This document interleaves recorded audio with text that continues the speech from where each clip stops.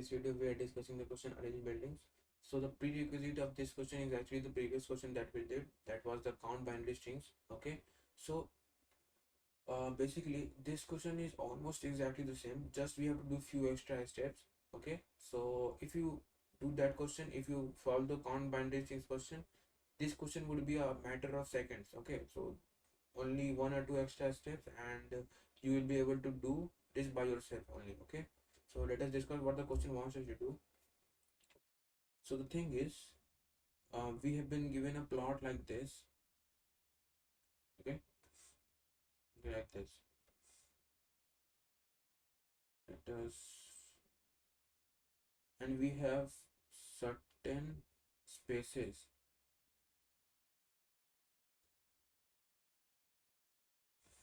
and these spaces are divided in two parts. Okay, so we have basically plots on both sides of this division. Okay, exact same number of plots on both sides. Okay, so here if we have n spaces to fill, let us say we have like this.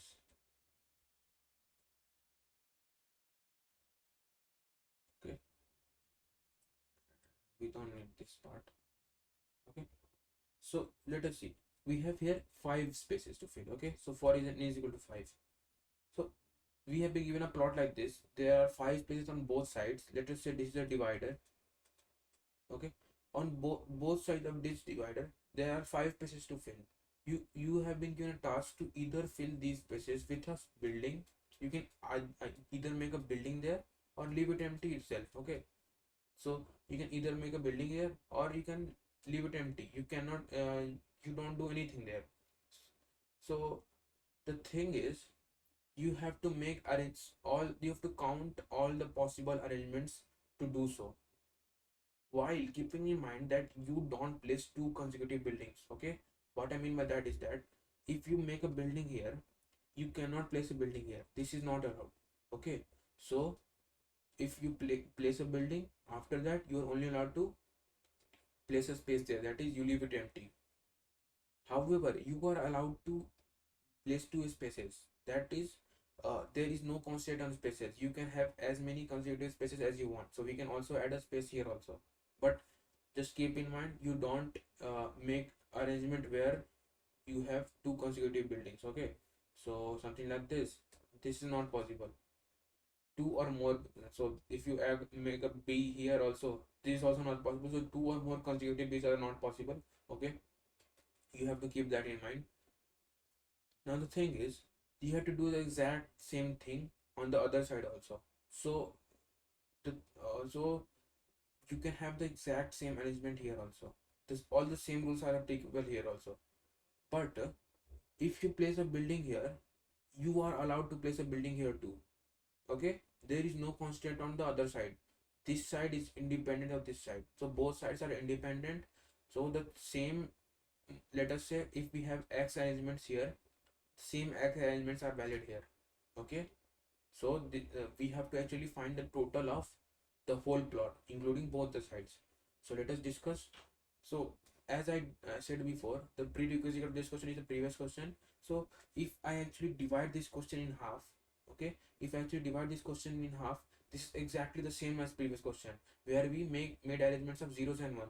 Just here we are making arrangements of buildings and spaces where the buildings are similar to zeros in that question and spaces are similar to one. We aren't allowed to place 2 buildings here, we weren't allowed to place 2 zeros in that question. Okay, so both questions are exactly the same, so that is why I advise you to solve that question first. Okay, now let us proceed.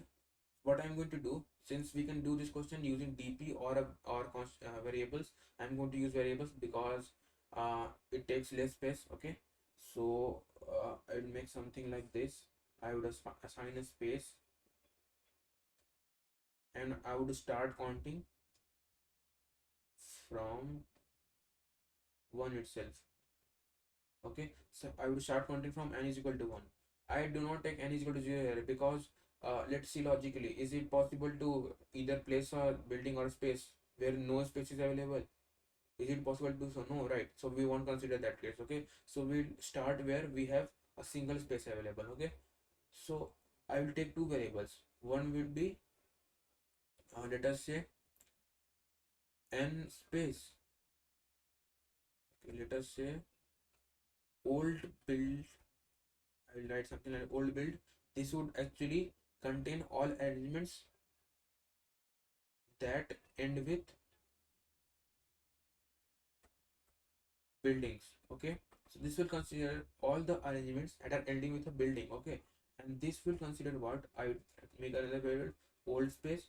This will consider all the arrangements which are ending with a space. Okay, so the arrangements like this, uh arrangements like this where BSB, this is ending with a building, so the count of these string, this formation would be stored in here, and for ending with space I would have to store in O space. So I will name this OP as a short, and this would be OS. Okay, now let us start filling. So it is obvious that for n is equal to 1, if I have to end with a building, I can only have one possible string, that is B itself, and for space I can only have S itself. So if you have watched the previous video, it would be like very simple to very easy to understand. Okay, if not, then it might be a bit tough to understand. Okay, so what will be the count of product formations we formed is 1. Same here, it would be 1. Now again, uh to form arrangement with ending with a space, I can use both of these, so I can have BS and SS. The count would be 2.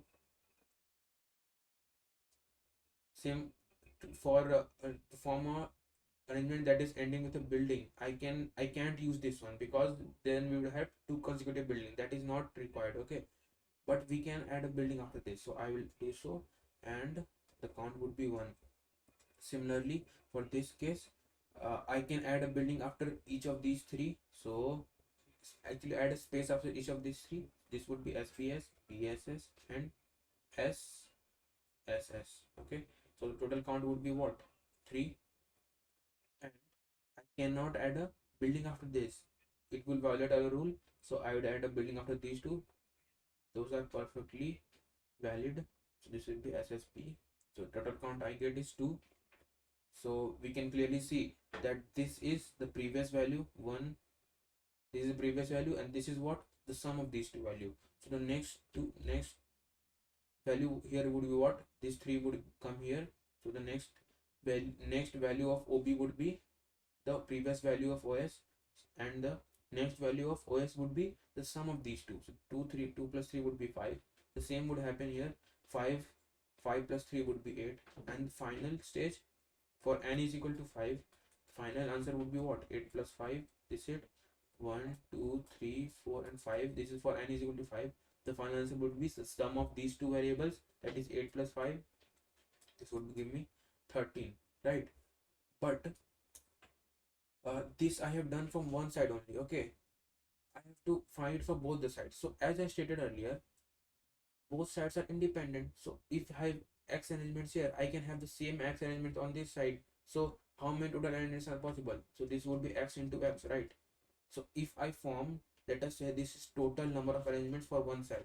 So what I will do, I will just print total into total as the answer. This would give me total answer because I will have the same arrangements. I can have the same arrangement on this side also and this side also. So for each of, let us say I have 5 arrangements on this side. So for each of those 5 arrangements, if on this side I can have other 5 on this side. Okay, so for first arrangements of this 5, I can have the 5 for this one.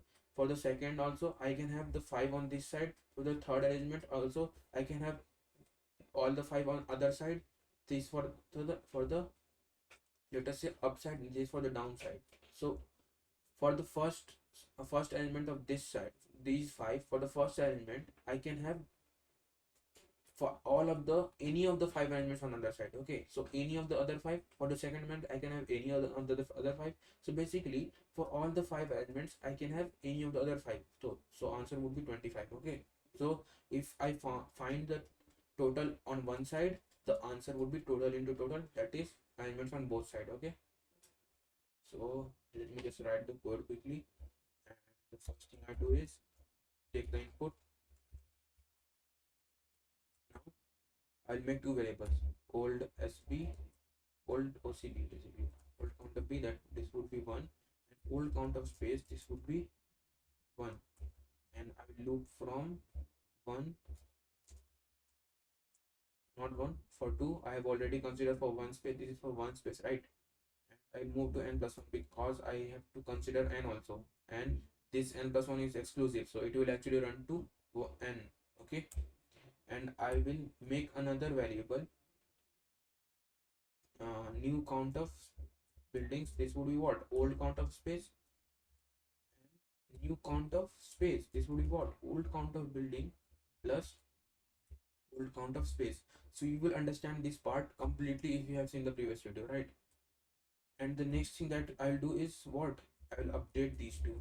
Old count of buildings would be the new count of buildings, and old count of space would be the. Now I have found the answer for one part. So for one part would be OCB plus OCS, and what I have to do is print for both sides. This would be nothing but total into total, and let us check if we get the correct answer. So we are getting the wrong answer. Maybe we have done something wrong. Let us see. I start from 1 and 1. I update the new count of building as old count of space. Okay, and I update the new count of space as old count of building plus old count of space. So old count of building would be new count of buildings plus new count of space. Okay, so we have printed total into total. This is giving a wrong answer, but it should be correct. Let us just check it.